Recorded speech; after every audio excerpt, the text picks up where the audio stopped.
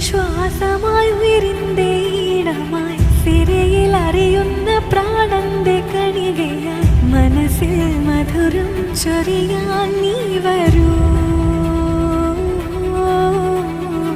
ഹൃദയം കുളിരായി തഴുകും തെന്ന്